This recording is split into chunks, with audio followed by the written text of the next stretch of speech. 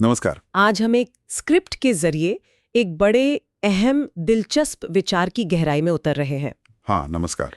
सवाल ये है कि क्या राष्ट्रीय गौरव हमेशा ठोस होता है, या कभी-कभी, जैसे वो दार्शनिक थे आर्थर शोपेनहावर, राइट। उन्होंने कहा था ये सिर्फ सस्ता गौरव बनकर रह जाता है। हाँ, वो उनका मशहूर उदाहरण है, राष्ट्र का गौरव सबसे सस्ता गौरव है। बिल्कुल। तो स्क्रिप्ट के अनुसार इसका मतलब शायद ये है कि जब किसी के पास व्यक्तिगत तौर पर गर्व करने लायक कुछ खास ना हो, हाँ, जैसे कोई हुनर, कोई बड़ी कामयाबी या मजबूत किरदार, हाँ, तो वो व्यक्ति अक्सर अपनी राष्ट्रीय पहचान का ही सहारा लेता है। हाँ। और शोपेनहावर का ये विचार काफी, कह सकते हैं, उत्तेजक है। उनका तर्क इसी बात पर था कि भाई, आपका जन्म कहाँ हुआ, ये तो महज एक संयोग है। सही। ये आपकी अपनी कोई उपलब्धि तो है नहीं। तो स्रोत यही सवाल उठाता है कि क्या सिर्फ जन्म स्थान के आधार पर गर्व करना तब खोखला हो जाता है जब आपके व्यक्तिगत जीवन में, मतलब, गर्व करने लायक वजहें कम हो।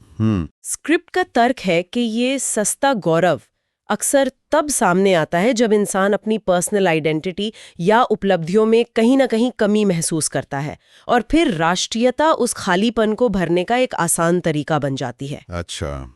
ये देशभक्ति को खारिज नहीं करता, पर उसके आधार पर सवाल जरूर उठाता है। तो फिर ये वास्तविक गर्व जिसकी बात स्क्रिप्ट में है, वो क्या है? अगर जन्मस्थान वाला गौरव सस्ता हो सकता है, तो असली गर्व कहाँ से आएगा? हाँ, तो स्क्रिप्ट कहती है कि वास्तविक गर्व जो है वो आपके व्यक्तिगत कर्मों और गुणों से जुड़ा है। अच्छा, जैसे तब जब कोई व्यक्ति कुछ नए विचार लाता है, अपने काम से देश की तरक्की में सचमुच कुछ योगदान देता है, मुश्किल समय में इंसानियत दिखाता है, या फिर अपनी प्रतिभा, सच्चाई, अच्छे कामों से दुनिया में अपने देश का मान बढ़ाता है। स्रोत के अनुसार ये गर्व कमाया जाता है। ये कोई विरासत में मिली पहचान भर नहीं है। ये अंदरूनी होता है, सिर्फ बाहरी दिखावे पर निर्भर नहीं। मतलब ये देश के प्रति एक जिम्मेदार और रचनात्मक रवैये से आता है। बिल्कुल, बिल्कुल सही। ये तो दिलचस्प है, लेकिन स्क्रिप्ट एक और चीज पर रोशनी डालती है, एक विरोधाभास जो आजकल काफी दिखता भी है। हाँ, कि एक तरफ तो सोशल मीडिया पर लोग लिखते हैं, मेरा भारत महान, बड़े जोशीले नारे, लेकिन दूसरी तरफ वही लोग असल जिंदगी में ऐसे काम कर जाते हैं जो देश की छवि को अहम ठेस पहुंचाते हैं। हाँ, ये बहुत बड़ा पॉइंट है। स्रोत ये सवाल उठाता है कि आखिर ऐसा क्यों है? एक तरफ इतना जोरदार प्रदर्शन और दूसरी तरफ वो काम जो उसी राष्ट्र को कमजोर करें। बिल्कुल। और स्रोत इसी कथनी और करनी के फर्क को सामने लाता है।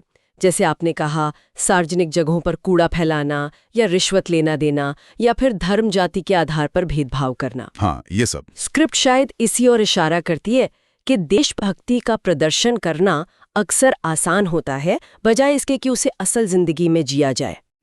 ये सस्ता गौरव शायद इसीलिए सस्ता है क्योंकि ये ऊपर ऊपर का होता है और व्यक्ति के मूल चरित्र या व्यवहार को बदलने की जरूरत महसूस नहीं कराता। अच्छा। स्रोत के मुताबिक इन नेगेटिव कामों का असर सीधा देश की छवि और उसकी सामूहिक प्रगति पर पड़ता है, जो उन जोशीले नारों के एकदम उलट है। तो मतलब ये हुआ कि असली देशभक्ति बातों से नहीं, काम से झलकनी चाहिए। स्क्रिप्ट का जो मुख्य संदेश है वो यही निकलता है कि हमें वो दिखावटी या सस्ती देशभक्ति से ऊपर उठकर वास्तविक रचनात्मक गर्व पर ध्यान देना चाहिए। हाँ, बिल्कुल। स्रोत का निष्कर्ष यही है, राष्ट्र की उन्नति और उसका गौरव सिर्फ नारों या प्रतीकों से नहीं बनते। सही। वो बनते हैं नागरिकों के चरित्र से, उनके योगदान से, उनकी वैज्ञानिक सोच और उनकी नैतिक जिम्मेदारी से। असली गर्व तब महसूस होता है जब व्यक्ति अपने कामों से देश को बेहतर बनाने में योगदान देता है, चाहे वो योगदान छोटा ही क्यों न लगे। हाँ, मतलब कुछ करके दिखाने की बात है, सिर्फ कहने की नहीं। एग्जैक्टली। ये बातचीत वाकई हमें एक गहरे सवाल पर सोचने को मजबूर करती है। सही कहा।